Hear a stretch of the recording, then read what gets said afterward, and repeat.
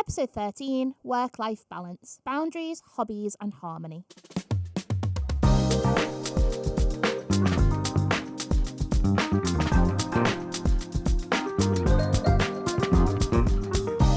Hi, I'm Ellie. And I'm Jade. And this is Really Fucking Trying, A podcast where we talk about the ins and outs and ups and downs of running a small business and being creative. In today's episode, we'll be diving into work-life balance. We'll be talking about setting your own boundaries and knowing when to look after your mental and physical health. And we are joined by our favourite bug babe, Olivia from Alt Creative. Hello! So to start with, Olivia, would you like to tell us a bit about yourself and how you got started, please? So I'm Olivia, as you can tell from the north of Liverpool, and I run the Alt Creative, which is ethical and responsibly sourced entomology, which is the bug version of taxidermy. So I work with butterflies, moths, insects, things with lots of legs, things that break easily, and I put them into pretty frames for people's houses. What about me? I don't know. How long have you actually been doing it? I used to work in a bank, decided I hated it, then conveniently became disabled. So quit that job and started working full-time on bugs in my bedroom, which was creeping my parents out. Still a small business, still a micro business as they call it, but I'm happy and I'm plodding on. So. How did you decide bugs? Yeah. Did you find a bug and think, you know what, he'd look cute in a frame? Just go around Sefton Park, for the best. With your butterfly net. I was always that kid who ran straight through the museum, went to those drawers and just sat there for hours and was like, they're incredible, they're just so intricate. And you think, how the fuck has nature came up with this? Yeah. Like there's bugs with like developments to look like snakes. And you think, how did you develop that in their head? And then I started collecting because I was like really into taxidermy, being like really into tattoos and that kind of culture. It's prevalent in tattoo shops with like full of dead things. And I was like, oh, actually, I might give this a go. I was really bored in my room and I just decided to give it a go, and then I just couldn't stop. And then you need to like collect them all. It's like playing Pokemon. You've got to think, oh, no, I haven't got that one. Oh, wait, no, there's another. So... But unfortunately, everyone likes to come to me saying they found a moth on their window ledge. And they're like, do you want it? I'm like, it's dust. It's literally just dust. No, thank you. But we try. Do they not give you the heebie-jeebies sometimes? Some of them. So you wouldn't think things like scorpions have fur on them. Like they have little hairs underneath. And for some reason, that really irks me. Like, I can't touch it. It's really good that I have really long nails because I can just keep them away. Yeah. They're like, it's to keep a distance from my fingertips so I don't actually have to touch them. But yeah, bugs. I don't like talking about it. It's terrible. I'm coming on here and I don't even like talking about myself. Oh, no, that was good. So should we just get right into it? Yeah. I don't know about you guys, but I have no work-life balance whatsoever. I just work all day long every single day. So I'm hoping that you guys will maybe teach me something. It's really difficult though, because I feel like when you do this for a while, and it's because when you run a small business, the chances are you've started it because it was something that you love to do. Yeah. It almost becomes your lifestyle, and your work-life balance becomes quite blurred. You're taking that hobby and making it into your job, aren't you? And that's great. It is great, but there does come a point where you think this is a lifestyle now. Yeah. Especially because you meet friends through doing this as well. And I think it does become quite difficult to find that line. That it just becomes quite blurred, really. Yeah, it really does. So, like, I think I do have a work-life balance, but it's just the life happens outside of work, but it's to do with work. Yeah. Does that make sense? Yeah. It's just... Yeah. So, like, because obviously you work in the studio, is it easier for you to be like, there, my work Switch hours? I go home and I don't work Do you anymore. have business hours? Well, yeah, I mean, okay. So obviously I have a studio, but I think it's because I've had that since before I started the business, quite a few years before actually, that again, even though it is obviously I go in, I get stuff done, but that just feels like a habit at this point to go in there. And I'm not a morning person, so I usually work from like midday straight through to the evening, maybe even the night sometimes, depending on what I'm doing. But I don't put too much pressure on myself. For me, as long as I know what I need to do in a month and what needs to be done by deadlines. I used to write a to-do list every morning. I don't really do that anymore. I just know what needs to be done and when it needs to be done by. But for example, if I'm having quite a low pressure week, I will just go in there and chat shit for the day.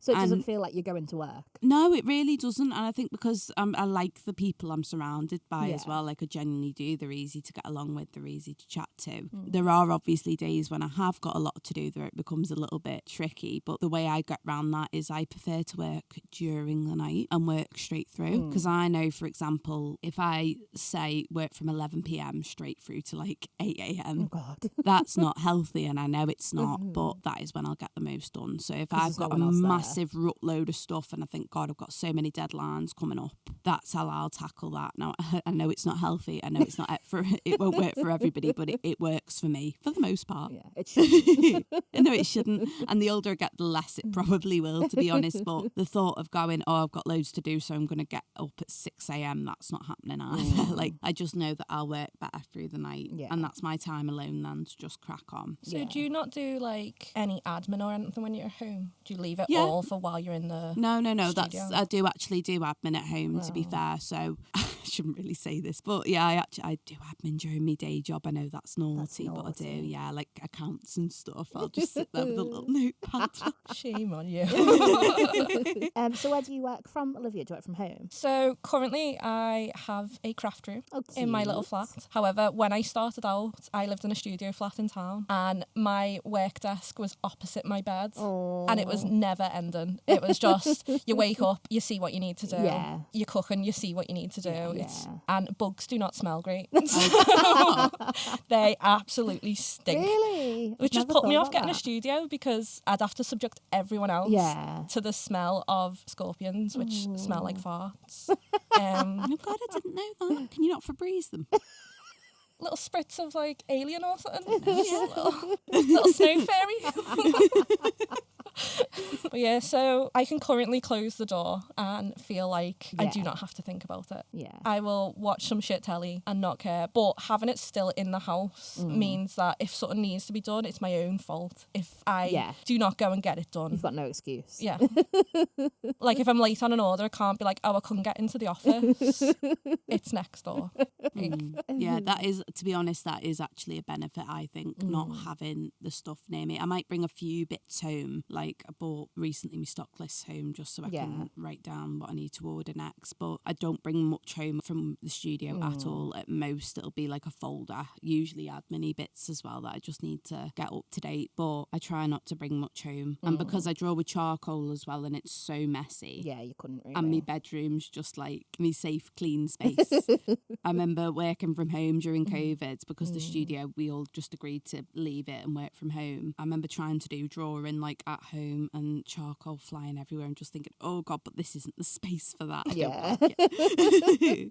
I feel like it's always difficult with having stock and stuff as well. Like it takes up so much space. Yeah. Like my partner, when we were moving in together, and I was like, so where can I put my books? And then I'll just all around the flat. So there's no like clear boundary in that sense of a living space. Yeah. Like where do I fit all these frames I've just bought? Oh, they go in the living room. Yeah. There's no stock room for me. It's just...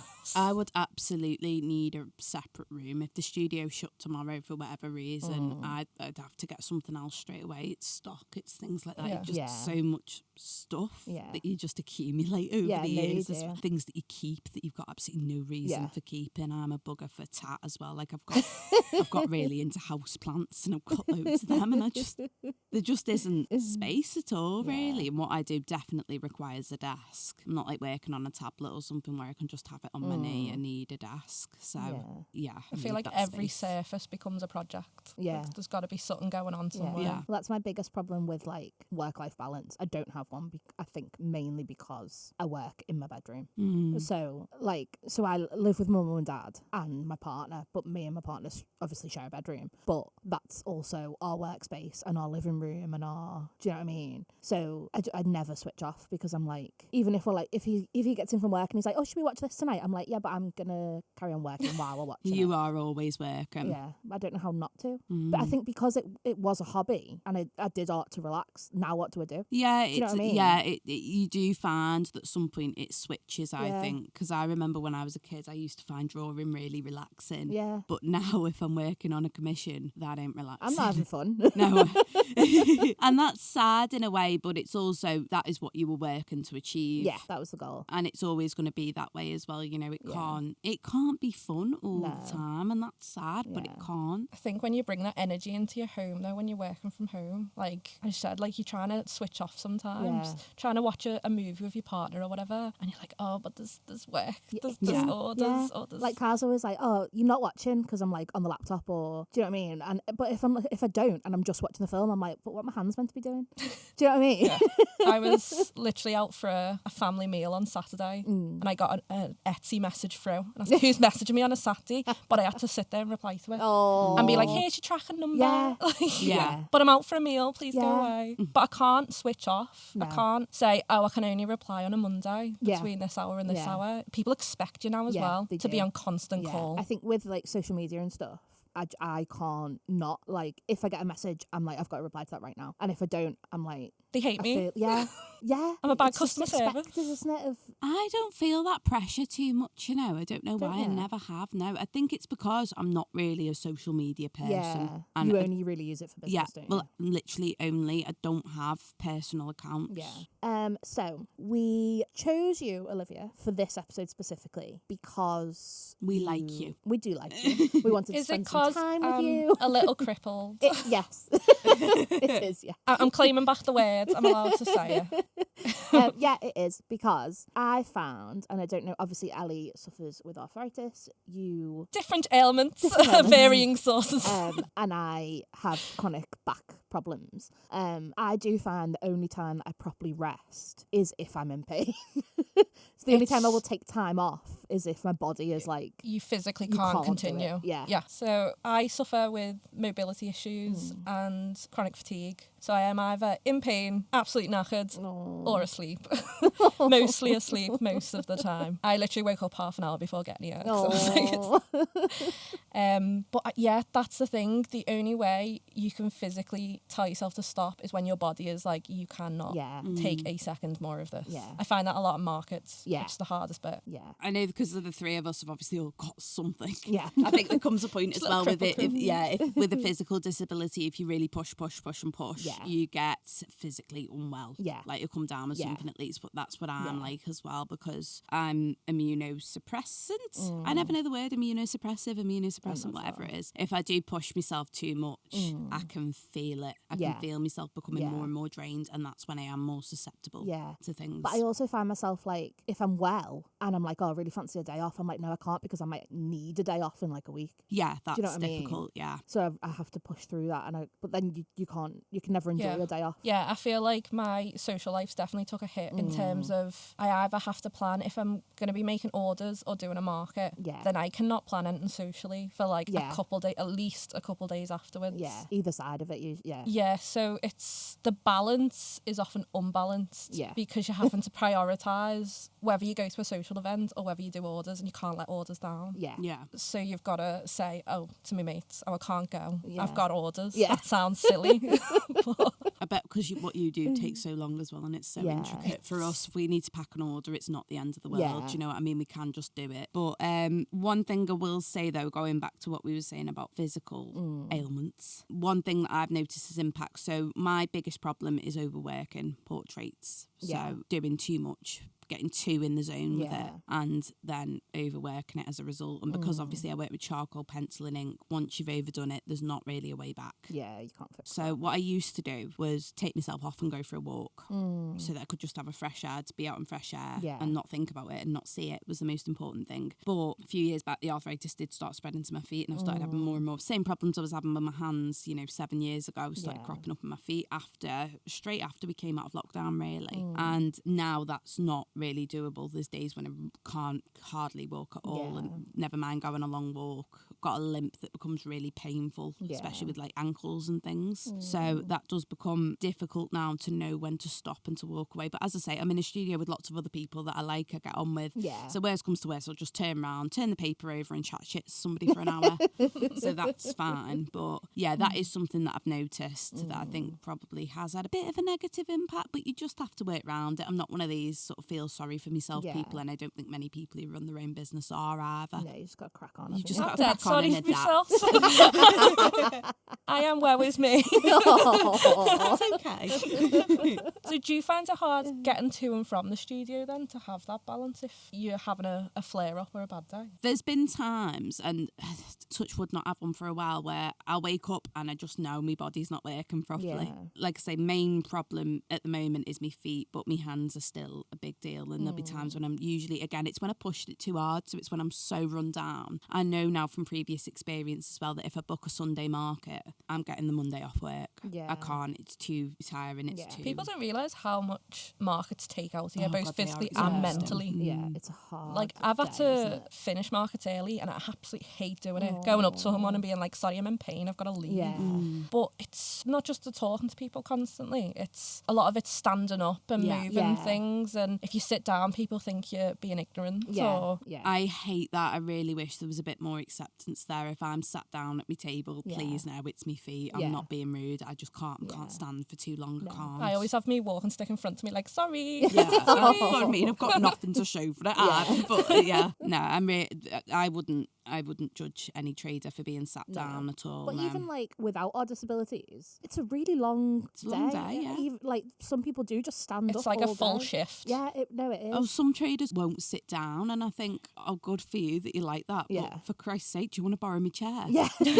No one expects this of you other than you. There's such a rise as well in places that won't provide a chair for you. Yeah. So many markets I've had that either tell you they're accessible and you get there and they're not, Yeah. That's or annoying. they've said they provide something and then they don't. Yeah. And it's just a constant battle with it. Yeah. And then it's hard to then book more markets to improve your business when Yeah. you're worrying about what the market's going to be like. No, it is. So I struggle with like, so I can't stand for very long or walk very far. So I struggle with like getting to a market. I have to get a taxi either way usually because I can't drive either. And then I always put on my application like, can I be close to the entrance, please? And but I feel really stupid doing it. But I'm like, obviously it's not because I need it. But Have you had it where they don't listen though? Because I've had that. Yeah. Because there was a market we were at a while ago and they put me on like a middle bit, like an island with like 2 centimetres to get in and out. Yeah. And I was like, this isn't going to work. No. I asked to be put somewhere accessible. Yeah. And you get there and you just feel so disheartened. yeah. But then you feel like you're causing a fuss if you try and do anything about it. Because Or we had to move other people's market stalls and I felt absolutely horrible for them because they'd all set up. But then they should have listened. yeah, They no, should I've have sorted asked this for that, beforehand. Plus, it's not a big request. No. It really does annoy me though, and this isn't just markets. When you look for jobs sometimes, so if you're looking for like a day job, I know I'm the only one here that does, but if you go on job sites, a lot of them say disability confident and things like that. They're not. No. That just not. means they've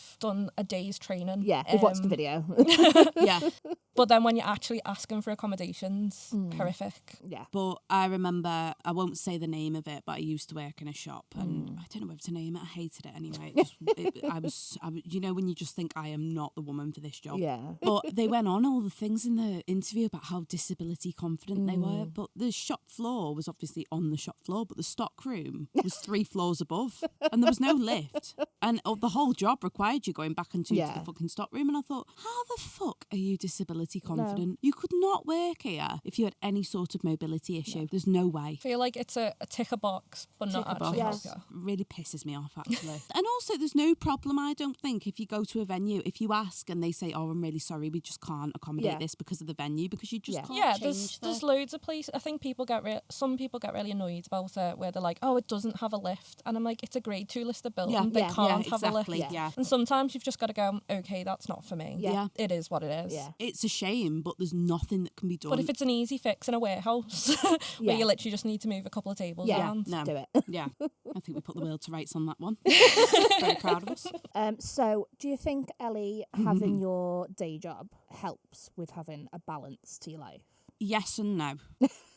So there's times when I've got a lot on where I think, oh my God, I could do without this. I could really fucking do without this. So Christmas, using it as an example there, but I will purposely try and save up like holiday and stuff so that I can have that off around Christmas. And to be honest, I'll even take unpaid leave around Christmas. I don't. Yeah, you need it. I'm very lucky though that I've had managers that have understood that I do something else and that for me that would take priority. Yeah. So that, lots of people have been very, very accommodating to me over the years years, and I think I have been lucky, as I say. Right now, I am working more hours than I'd like, but I have to. Do you know what I mean? Not financially, it's like literally they are the rules of the job. Right, okay. Now, it's nice, obviously, being financially stable. I'm not raking it in by any means, but I know I can pay the bills. Yeah. Do you know what I mean? Yeah. Because with self-employment, as we all know, you know, it's up and down, it fluctuates, there's no guarantee. So for months that are really bad, I absolutely need a day job. And then obviously around Christmas, it's like nice little bonus. But if I've got deadlines and if I've got a lot on, it's a lot. And that's when I do end up pulling all-nighters because there just isn't enough. I always think, oh my God, there's just not enough hours in the day. I know what I'm like as well. I get too in my own head and I can overthink and hyper-focus, and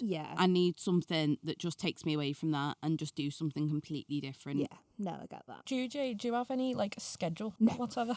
Because Because I am here, there, and everywhere. I think it's impossible to have a schedule. Yeah, so usually my day kind of looks like I get up, have some breakfast, watch EastEnders, and then I start work. And then I just work till I go to bed then, pretty much. Yeah. I think at the minute I have to wake up and kind of see how I'm feeling. Yeah. Sometimes it's a work day. Yeah. Sometimes it's not a work day. Yeah. It's nice to have that flexibility, but it's also really stressful because I've got orders that need to go out. Yeah. And then it gets the last minute and you're like, oh, I've got to do it now. I've got to do it now. Yeah. So yeah, I think because our businesses are obviously very different, I think there's a lot of things that I can do, even if I am having like a bad pain day. I can work from bed if I need to, or I have to be sat at the desk. Yeah, I think that's the difference. Like you'd have to actually take that time off if you. I'm the same. I would work. have to go in the studio. There's not a lot. If I knew I had to stay in bed and I had nothing, I'd bought nothing home. Yeah. There's nothing. Laptop jobs. Yeah. If my brain's not with it, there's nothing that's going to get You done. make mistakes. At least I do anyway. If I'm doing it and I'm really not in the zone and my head's just not with it, if I'm knackered or whatever, it's not happening. Yeah. I've broke too many not. legs off Beatles to know not to work when my brain's just like, oh, too many real legs. tired, you break legs. Yeah. So I try and save like my more kind of mundane jobs for if I'm having one of those kind of days. So like I'll either like list things on Etsy or schedule some content or stuff like that. Do you know, and like the boring stuff that you don't really find time for usually. I don't even find time for it on an off day. But I love how I said the laptop jobs, they don't get done. I end up putting a Disney film on. It doesn't happen. I don't know why I'm pretending it does. Do it while you're watching a Disney film. No, then I can't watch the film. Do you not have like a comfort show? Like something you can just have on? Well, Ellie's not really big on telly. No. Sit in silence. I watch Lilo and Stitch. A big issue that I have with work-life balance is, I've said this all along, is being able to switch on and off. Yeah. I always have been a major insomniac as well. I really, really, really struggle to sleep. And I don't know, I've never really got to grips with what it is as well. I feel like I can have a really chilled evening, just get a few bits done, whatever, go home, have me tea, maybe watch a little bit of telly for like half an hour, take the dog for a walk around the block, but then go to bed and suddenly it's like my brain explodes and I'm thinking about everything. Not overthinking, not like getting into like a sort of state or anything, but just sort of thinking about, oh, I could do this and I could do that. And, oh, does the floor need a hoover? Like, it's just, and I can't switch off at all, and it's hard, and my body feels like everything about me just feels so awake. And I think it is, I don't know how insomnia works, but I know that my dad really suffers with it as well, so I don't know if it's been like hereditary or anything, but it is something that I really, really struggle with. It's probably the biggest challenge for me as well, is just being able to switch on and off, because it does mean that when I do eventually fall asleep, I might set my alarm for like 3 hours later, and I am not a happy girly. I feel like it's hard in this day and age as well, because once you're seeing everything on social media, you can't switch your brain off to thinking, I need to be doing better, I need to be building, I need to be, these people are doing this thing, I need to get onto that. Like especially with TikTok and stuff, you see the trends and you're like, and then you can't stop thinking what videos you need to make. But I always think of social media as like just a tiny window into their lives. It is just and it's what a very they good window. It's just a very tiny window. No, but it's only what they want you to see. You are not seeing the full picture at all. And I'm quite good at reminding myself that. And I'm not one of these doom scroll before bed either. I don't really do that. Oh, I'm the worst for it. No. Terrible. And I've got this thing, I've always had it. I've only just been able to sleep with my phone in my room in recent years. I used to have to have it in a separate room. I do not like the idea of when I'm asleep that my phone could ping. Do you not put it on silent? I do now. I'll put it on do not disturb. Put it on nighttime mode. Yeah, don't you? nighttime mode, silent, and I'll check it about 3 times. I do not like the idea of my phone making any sort of noise during that. I don't want anything that will disturb my peace. Oh God, no, I'm the So when opposite. users saying like, oh, I really want to reply to messages straight Yeah. away, that phone is fucking dead to me after a certain hour. But I don't mind being that way as well if they have to wait for a few hours Yeah. for a reply. You feel like you have to have that customer service. Like people Yeah. demand your attention now. 24/7. And I sit there sometimes at night. I'm like, if I haven't replied to a message, I'll start thinking about it. Yeah. And I'm like, no, actually, I should reply now when I shouldn't. Yeah. I should just. No, I won't reply at night time to somebody. Oh, I'll no, just I'm wait the until the opposite. next day. I'm the worst for replying at like 2 a.m. Yeah. and still expecting them to reply Yeah. for some reason. Like, why haven't they replied? They must hate me. Maybe they've unfollowed me now. I'm sorry. I think having the studio helps with that as well, because also if someone messages me about something, say, for example, I don't know, they want to see a picture of a certain product, it's not there with me at home, so Yeah. it has to wait. Yeah. So there's no choice there. But I don't know, maybe I should feel that pressure a bit more. I just don't. I feel like I'll forget though. If it's very important, email me. Yeah. Be professional. Email me. No, it's not me saying like I hate getting messages or anything. I don't. It's just that I don't feel the pressure to sort of reply straight away. Obviously, I don't leave people waiting fucking days, and I'm not Yeah. saying that. But I think I am quite good at not being almost like a victim to it. I think I need you to like give me a masterclass in this Yes. because I definitely need that in my life.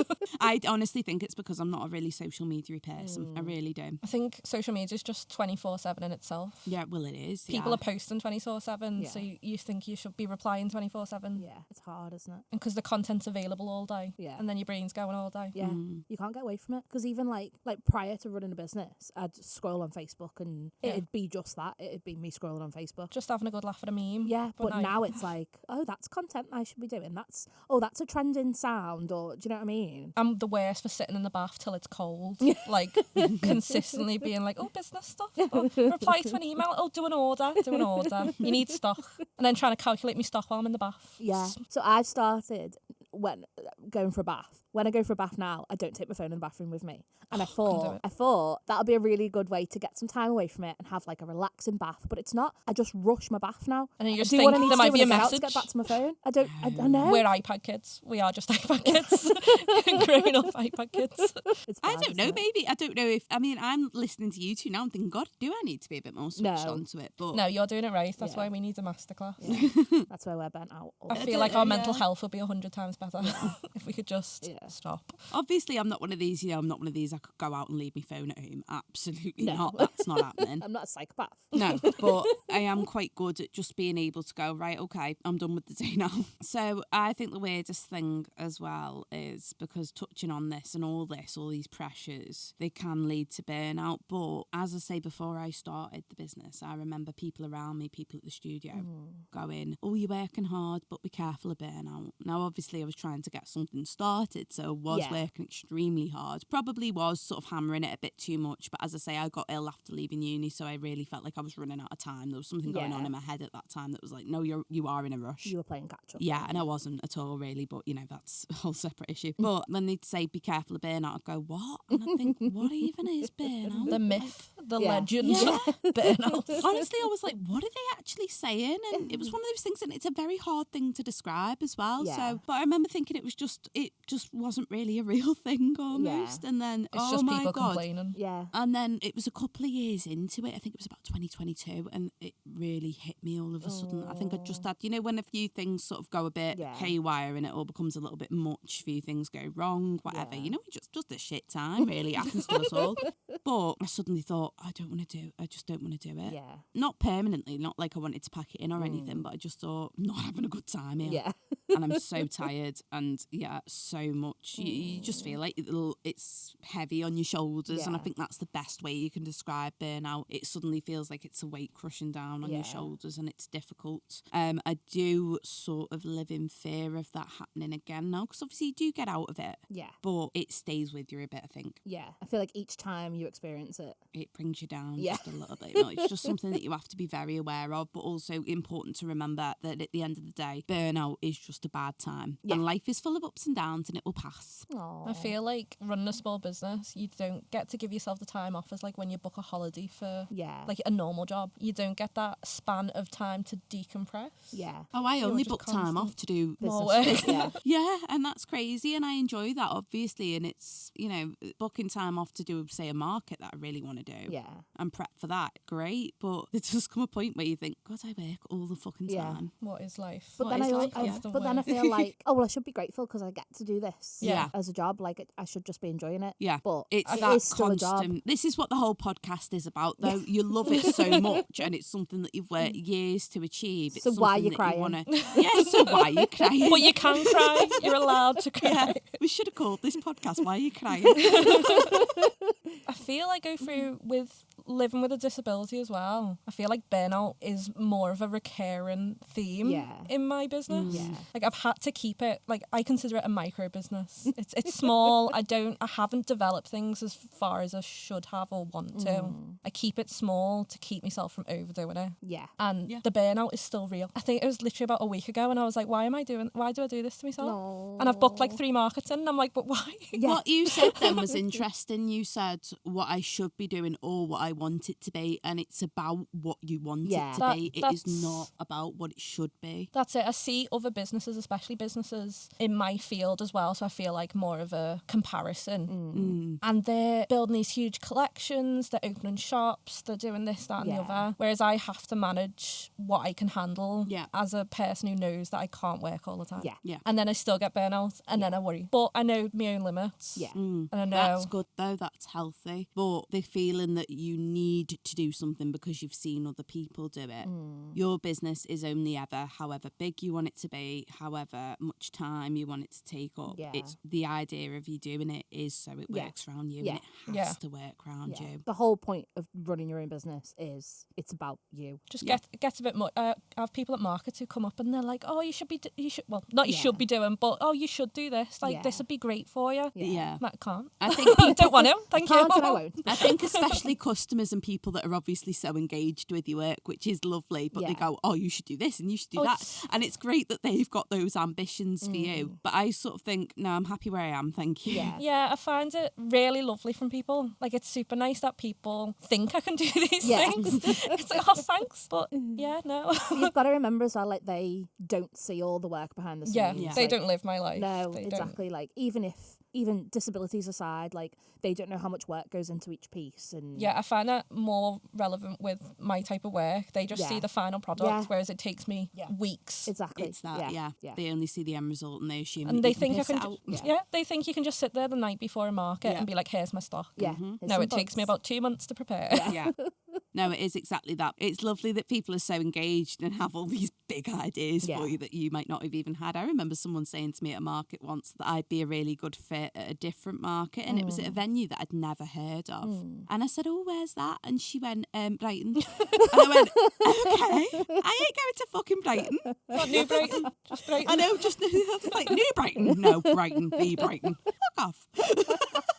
But even if, like, I don't know if you were driving at that point, but even Yeah, I if you think were, I was, yeah. like, that's so far. Exactly. I'm sure it would be a lovely fit there. I'm not going.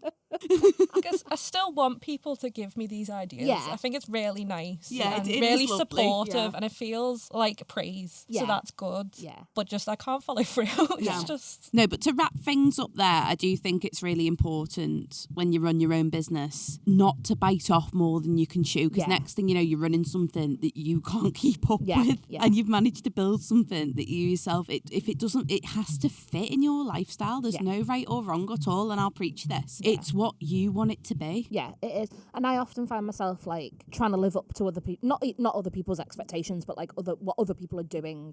Like, because I compare myself in that way. I'm like, I should be doing this and I should be doing that and I should be doing this and I should be doing that. And then before I know it, I'm like, that's too many things Yeah. and I can't do all of that. And you find that lots of people can suggest a certain avenue that you go down, Yeah. and you sort of go, yeah, but it's not for me. Yeah. And it also costs me money to put these plans Yeah. into action. But don't close any doors either. I'm not saying that you should be Yeah. a closed book, but it's not for me right now. Yeah. Where's the Yeah. problem with that? Why are we Yeah. all in such a rush? No, exactly. sometimes it's better to say not for now than let someone down or to like mess up an order or to lose a customer. Yeah. It's better to just be like, sorry, not at the minute. Yeah. And I think it's important to know your yourself, limitations. what you can and can't do, and not take on the things that you can't do out of fear of. Because only you're going to think about that as well. No one's going to look at you and go, oh, they could be doing so much more. I've never thought that about somebody else's business, ever. I've never thought, oh, they could be doing this and they could be doing that. No. I know like us as friends have said to each other, oh, why don't you do this and why don't you do that? But that's just a suggestion. Yeah. Do you know if you what I don't mean? follow through with that, I don't give a fuck. Yeah, no one gives a shit. Yeah, so no one's going to catch it like 2 weeks down the line. It's nice when other people have ideas because they're looking at it from obviously a completely fresh perspective. You can go, oh my God, I didn't think about it. Yeah, that would be really good. But if it's not for you, it's not for you. No one's going to judge you for that at all. It is exactly what you want it to be. Yeah, I love that. That was a nice way to say it. Hobbies. Hobbies. I don't have any hobbies. I don't have any hobbies.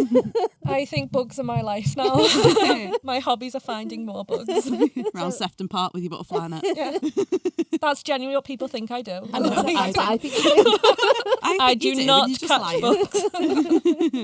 So, like I said before, like obviously we've all kind of turned our hobby into a business, and now I really struggle to have any hobbies. It becomes quite hard, doesn't it? Yeah. So I do enjoy playing The Sims quite a lot. Why is that? I feel like that's a small business thing. Like the amount of time I'll see on somebody's story that they're winding down for the night by playing fucking Sims. By having a fake life.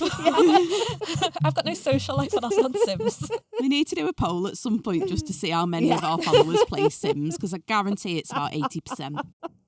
I can't afford a house, but I've got one on Sims. Like I keep this. No, that's probably my only like hobby. So I've got my best friend Beth has got 2 little girls, and I kind of try and go and see her once a week. I go and sit in her house and we spend some time together. And that's really nice. And like I spend time with the kids, then they go to bed and I spend time with her. So that's probably really my only like social life outside of the business, because all my other friends are like business friends. So even like if we would go out for lunch, we end up talking about markets or the podcast or Red Brick. Yeah. Do you know what I mean? Like it's not a Is day this out the with part of you friends. telling me that you're not a true friend? Well, we're business work associate. Oh. associates. Okay. No, I'm joking. No, like I feel like our friendship is real. That's not what I'm saying. Hearts are breaking in this room. Breaking. I just mean, like, I'll remind you of this next time you say I don't show you enough affection. Listen. Remember You when should you go said to counsellor. Hear me out.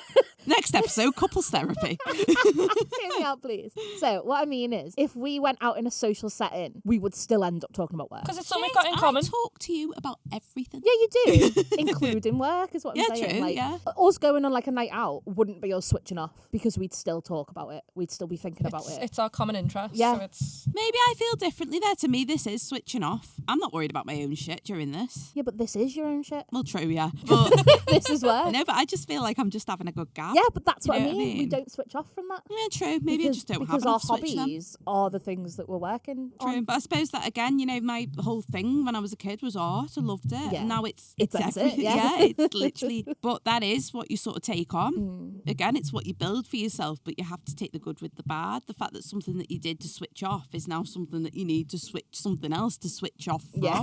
That's mad in itself, really. But for me as well, so I'm a simple girly.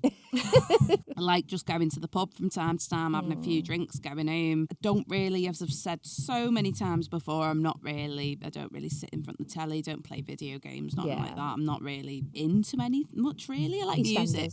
Yeah, I like music and EastEnders. That's about it, really. Middle-aged woman vibes. No, I am. Even smoking, I consider a hobby at this point. I know it's awful, but to wind down though, what I do like to do, and this is sad as fuck, but again, it's just something that I enjoy. It helps me switch off. I love a crossword. Oh, Do you love a crossword? I'm a cross-stitcher. Oh, are Yeah. I sit there with my headlamp on and the magnifying glass round my neck.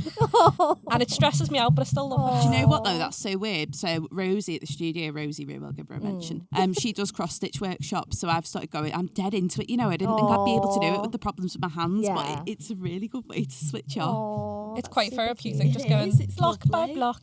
And if you fuck it up, you just unstitch. Yeah. Oh, I struggle with the unstitch, but I don't care now if I fuck up. It's I in feel for like me. it'd be stressful as a business. I don't know how she makes so many designs. She's I so know. good Yeah, at she it. is good. But to sit down on the couch after a long day and just think all I have to look at is this little hoop of fabric.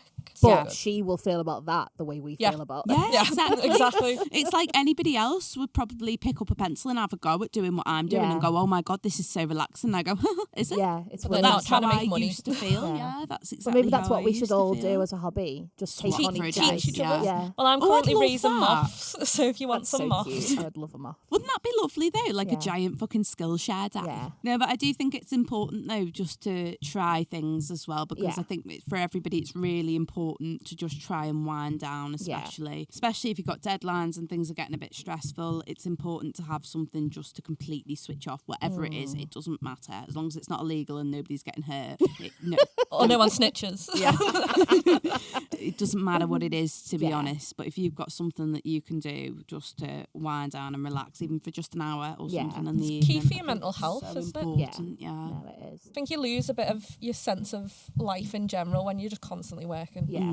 Well, it's that thing. Do you live to work or do you work to live? I'm skint, Yeah. so I can't live without it. Find a nice cheap hobby. Yeah. Yeah. I work 24 hours a day and I've still got no money. What do you like to do? Breathe. Bit of freedom. Photosynthesize. In and out. Love a bit of free breath. They'll be taking that from us soon. Can't have nothing these days. That sound means it's time for our Q&A. So this is just a little segment of the podcast where we answer a couple of questions from our Instagram followers. Today we have got 2 questions. The first one is from Rock and Rose Jewellery, and they've asked, how do you keep going when you are struggling? Which I thought was apt for this episode.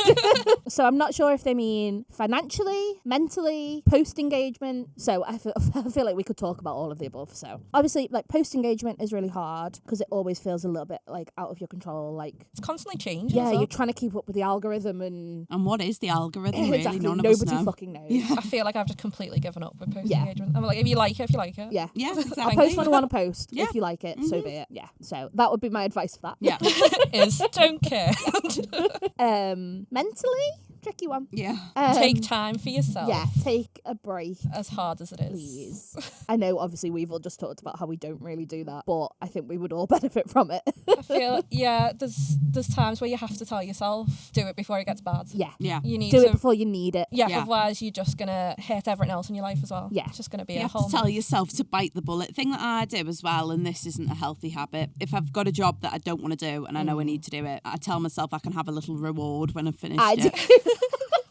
Ellie, if you finish this job that you fucking hate, you can go to the shop and buy a packet of jammy Dodgers Yeah. and you can fucking eat the lot. Yeah. Yeah, It's I awful. do. That is but the No, I perfect do, treat. like, if I've got loads of things to, like, upload to Etsy, I'm like, every time you list one, you can have a biscuit. like a dog. Yeah. No, it's true. But honestly, I remember Rosie once in the studio bringing me a slice of cake and I was like, oh, thank you so much. I was like, I'm going to have that when I finish my big girl Yeah, jobs. yeah. And it works. Yeah, I work it quicker. does. I do it. I feel like I do not have that self-restraint.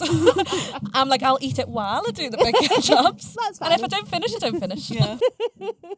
If you have a good day and you can get loads done, you can have a takeaway tonight, Ellie. Yeah. Oh. Yeah. No, I'm terrible for that. Like, if I have a good market day, Yeah. I get home and I'm like, I'm going to have a takeaway. Mine's a bottle of rum. But then all your money's gone from your market. If I make, like I say to myself, if I make one sale, I can have a bottle of rum.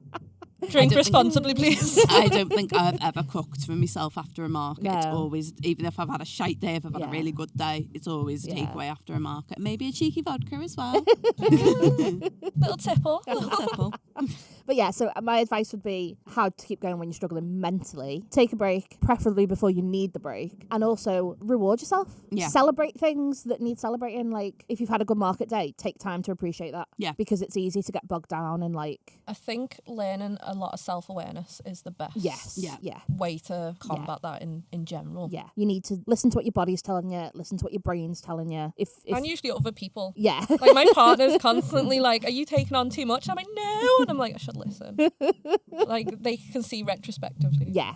Listen to what other people think. Yeah. And how to keep going if you're struggling financially. Scale That's down. a bit trickier, Yeah. isn't it? Yeah, because, you know, money doesn't just grow on fucking trees, does No. it? You've got to graft to get it. Yeah. And that's, you know. So what I try and tend to do is if I've had like a slow sales month and I can't afford to like pump money into the business, get new products, stuff like that, I'll use that time to plan new products or Yeah. design new things or or like search for more markets and things like that. Like things that don't cost me money right now, I save for that time when I don't have money. So that would be my advice. Yeah, it is much difficult, I think.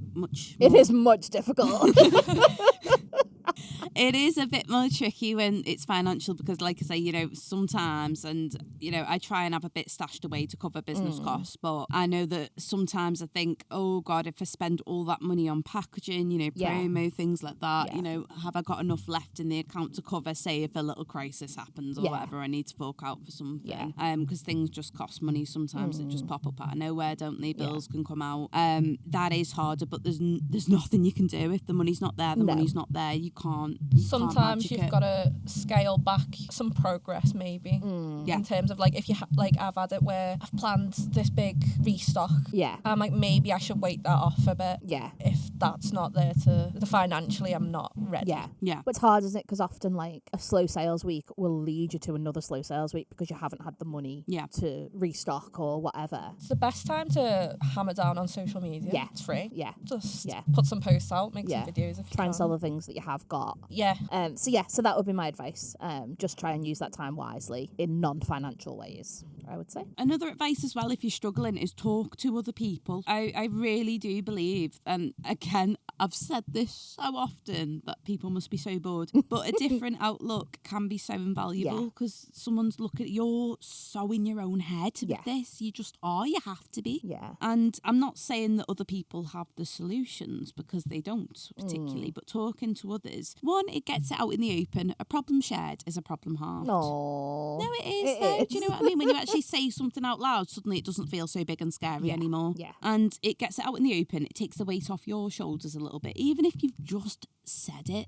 And even if it's just as simple as I've had a really shit day today, I'm really behind on stuff, you know, just getting it out in the open, it helps, I think. And small steps as well. So as I said before, I find daily to-do lists now really overwhelming. Don't know where that came from because I didn't when I first started this. I could easily go into my studio, make myself a cup of coffee, write a to-do list and get cracking on. Part of me does wish I was still more like that now. I don't know what changed, but it did. But I don't punish myself for having a nothing day because I know I'll make up for it. When I pull me fucking crazy all-nighters, I know I get about a week's worth of stuff done in a night. So I can balance it with those nothing days. Now, when those nothing days become a pattern where I think, God, say the whole month of March just passed by and I've done nothing, that's when we're in trouble. But for the odd nothing day here and there, it's fine. I'm not going to beat myself up over it. So I try and make like a to-do list of like in order of importance. So like it doesn't necessarily all have to be done today, but this all needs doing at some point. I physically stress writing lists. Aww. So I just go, whatever pops into my head first. Do that now. I'll try do it. Do you know what someone suggested to me once, and it really does help actually? So if you have got to write a list for whatever reason, because sometimes things just need to be written down, and I'm like that as well. I'm a pen and paper girly, but I try and avoid a list, but sometimes it does need to be done. But somebody said to me once, if you're feeling really, really overwhelmed, that you've got lots of big jobs on there, write shitty little things. Woke up, brushed my teeth. Oh my God, no, I do and that. you can tick them off. I do that, and then you get a little bit of dopamine from doing the tick. No, I do it. No, I'd just continue writing little things. I do. I break every job down into every single job. So like, if I'm like, oh, today I've got to list 12 things on Etsy. So I'm like, photograph product number 1, photograph product number 2, turn the computer on. If it's achievable. do it. You've still done it. You're still doing something that you hadn't done before. Exactly. Go for it. Everything's a win. Get that dopamine, girl. But I think it's all about balance, and I can't believe I'm even saying those words because of the lifestyle I lead. But it is about balance, and you do need to let that steam off because it, like I say, you're a one-man band. Things mount up. Get it off. Start afresh. 10 page. Where you can. It's not that deep pun. That's good advice. It's not. It's all a crisis. So the next question is from Planchet Place, and they've asked, how do you deal with people selling things from Shein and Temu, like at markets? So it is very tricky, and obviously I don't want to offend anyone, and if you're running a small business, you're running a small business, and I'm all for that. But I think it's already very difficult for small businesses in kind of price-wise to be competing with those kind of websites. Like fast fashion and that kind of culture is derailing small businesses because people think we're too expensive. And like a lot of my products I make pennies on because I don't want to outprice myself, because websites like that exist. But then to have, I know, I've but got then thoughts to have, on that. but then to have that competition actually at a market with you. It's so disheartening. You see people going over to them being like, oh, they're cheaper. Yeah. I see it a lot with, I've got a friend who runs like a crochet business. So she like crochets like flowers and that's cute. like know full well she hand makes everything, spends hours on them. And then again, you see people at markets blatantly selling just reproduced, mass produced. And sometimes even saying it's handmade though. Yeah. And that's the real worry, It's is cheeky, people isn't it? misrepresenting themselves. Yeah. But then it's hard because a customer always wants the cheaper price. Yeah, there's not an awful lot you can do about that. I would say if I had advice, it would be maybe look at the markets that you're doing. Yeah. Because I think kind of higher end kind of markets, although they're probably more expensive and harder to get into, they probably won't have sellers like that. They have a vetting process. Yeah. They will actually check what you're making. They'll like look on your Instagram and stuff like that. They'll see you making it and they'll be like, Some even ask, don't they? Is this is this handmade by you? Yeah. So my advice would be look at the markets that you're doing, and I'd also look into how you're marketing it in general, in terms of like pushing that it's handmade or showing the process of you hand making it. Yeah. One of my friends has said, who does the crochet, and she actually sits there while she's at markets crocheting some of her products. I love that. That's cute. And people find that really comforting to be able to see how it's made. Yeah. To not just to prove that she makes them herself, but it's part of what you buy into when you're buying from a small business. Yeah. You want to see that process, that behind the scenes, that person. It's exactly that, and you really have to show that as best you can. My advice would be, again, going on from what you said, look for the word curated when you're going for markets, because that means they are technically means they're being more selective, doesn't it? They're picking their stall holders. Yeah, they're picking it. They know what they want their market to look like. Yeah. They know how many stalls they want for each category. Yeah. They know what they're picking. Yeah. Whereas, a local market, something that is usually cheaper, but like say in local community centre, whatever, it's very unlikely to be curated. Yeah. It's just a case of, do you want a table? Yes, no, this is the price. Yeah. It's, it is more expensive to look for curated, but if that's something that you are struggling with competition wise at markets, that is something that I would suggest looking into. It's an investment, I think, because then you're going to get more sales, hopefully. Yeah, fingers crossed. But again, if you are making handmade products, make sure that customer doesn't even need to fucking ask whether it's handmade. Yeah. For example, I'm using myself here as an example, but I've said before I have very mixed feelings when people think my portraits are photographs. Yeah. Obviously, that's a compliment to the way I draw, but it's took me hours. It's took me hours and hours and hours, and I've drawn it from scratch. Yeah. And it's charcoal, pencil and ink. There's no digital editing. Yeah. So I want you to know how much work's I gone only into it. found out, obviously, you don't see customers' reactions when you're selling online. Yeah. But when I got to market straight away, the amount of people that wouldn't even ask and just assume it was a photograph. Yeah. It took me aback, to be honest. Yeah. And like I say, there's a part of me that's flattered. There's a part of me that thinks, do you really think I'd just rip off a photograph? Yeah. I feel like I have a little speech for markets. That's good. Like I tend to, I get a lot of questions obviously about like ethics and where you come from, all that. I have like a little, this is how I make them, this is how it goes. Like I think having that push, it brings your product to life a bit more to people as well. It does. And I think as well, like my advice would be confident in what you're selling. Like confidence the people is key. the people that want it no matter what your price is. Like I think obviously it's disheartening if you're at a market and you're next to like one of these Shein kind of sellers, and if you see them getting more sales than you and things like that can obviously be disheartening. But I feel that way. But anyone at a market, like even as someone else handmade, or I always feel like, oh, I'm not good enough. I don't feel like. I feel like it's a natural pressure you put on yourself at markets. It is. And I understand obviously if someone's doing something cheaper than you can do it, that pressure's there more so. You've got to keep yourself to a standard. Yeah. I think. You've got to think, well, I've made this, I've put the effort in, I'm proud of what I do. It deserves to be this price. Yeah. That's when if you're letting it affect you, that's when it becomes about self-worth and self-confidence as well. So I said I've noticed an issue there with people at markets especially thinking my drawings are photographs. So to combat that, I've got hand drawn on that stall wherever I fucking can. Yeah. It's on my banner. I've made an extra embroidered banner that goes on the table that said hand drawn, the business card. To She say shouts hand-drawn. it when people walk past. Yes. I just, yeah. Hand drawn. I've got stickers now on each individual print that say printed from an original drawing Yeah. using charcoal penciling. Really ink, kind of because push that narrative. need to push that, but also that's why people buy. Yeah. For me, that it's the fact Yeah. they go, oh my god, you draw this, and that's when I get the sale. Yeah. And it's not something they can buy on Shein. No, it's not. It's not. And a lot of Yeah. people that go to markets are there for that, for our kind of thing. They're They're there for for something you don't see every day. Yeah. Yeah, if they wanted something that you could just get, Yeah. they'd go to a shopping centre. They go on to Shein. Yeah, they'd go on. Yeah, they would. Yeah, I don't think they're the people that come to markets. No. To be honest, when this question came in, I thought, oh, I don't know, because I've only ever used Shein once. I think I've used Temu a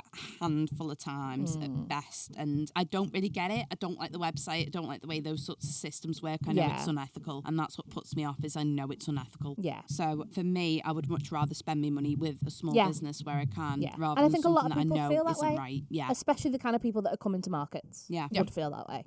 So if I had any advice, it would be confident in your pricing, be confident in your products, keep showing up. Talk about how you made your Yeah. product. Hype yourself up Yeah. to the people that walk past. Yeah. It brings it home so much more when you can talk about yourself and your work. I even have a little printout, just a little printed biography, very short, just a paragraph. Who I am, what I do, Yeah. why I do it. Yeah. And people do read it. Yeah. People do. Yeah. It's great for people that aren't as comfortable talking to you. Yeah, They well, that's just a really see good it. So idea. I've said before, I got a sale once just because somebody had read that and gone, oh, are you from Runcorn? I'm from Runcorn. And then suddenly Aw. started The roast stuff. Yeah. That's cute. So tips like that I Yeah. would give. Yeah. Bring it home. Yeah. You don't do what you do for nothing. Yeah. Shout about it. Yes. So that's pretty much all we've got time for today. Next time, we'll be joined by the fabulous Laura from Maker Days, and we'll be discussing the year that nobody liked, 2020, how it changed or even started our businesses, and how small business owners had to adapt and overcome as a result. So we'll see you all in 2 weeks, but in the meantime, don't forget to give us a follow on Instagram at reallyfuckingtryin', and check out the links in our bio if you've got any questions or if you want to apply to be a guest.